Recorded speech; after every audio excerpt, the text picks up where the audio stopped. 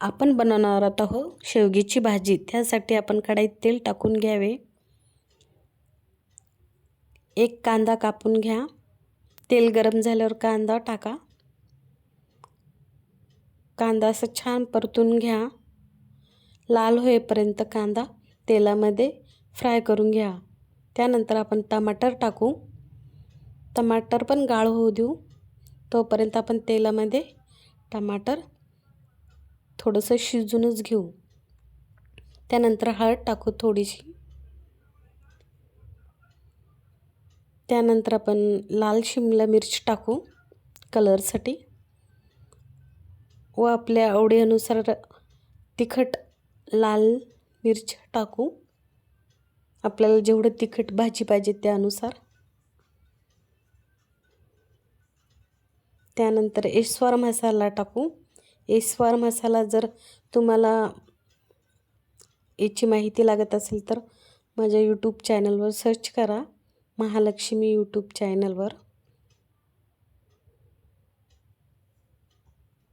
एस्वार मसाला टाकू। आपल्याला जेवढं भाजीची थिकनेस लागते त्यानुसार। त्यामध्ये टेस्टिंगसाठी मी केशकिंग मसाला वापरला आहे, थोडासा टाकू। मसाला फ्राय होऊ देऊ। त्यामध्ये आपण कोथिंबीर टाकू। बघा मी जास्त काही मसाले वापरले नाही आहे, पण आपण खूप छान अशी शेवग्याची भाजी बनवू। त्यानंतर आपल्याला पाणी टाकू आपण त्यामध्ये। आपल्याला जेवढी भाजी पाहिजे त्यानुसार आपण रस्सा भाजी बनवून घेऊ। चवीनुसार मीठ टाकू।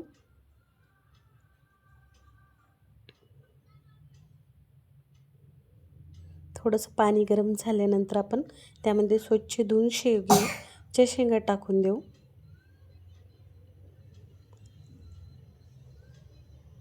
खूप छान भाजी लागते। एस्वार मसाला खूप टेस्टिंग लागते। आपण 10 ते 12 मिनिटं आपण शेवग्याच्या शेंगा शिजून घेऊया। बघा किती छान भाजी झालेली आहे। तुम्ही पण अशीच भाजी करा नक्की, खूप टेस्ट लागते ही भाजी।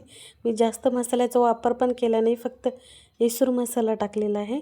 तो एसूर मसाला कसा तयार करायचा तुम्ही माझ्या यूट्यूब चॅनलला फॉलो करा। व्हिडिओ आवडल्यास लाईक करा, सबस्क्राईब करा।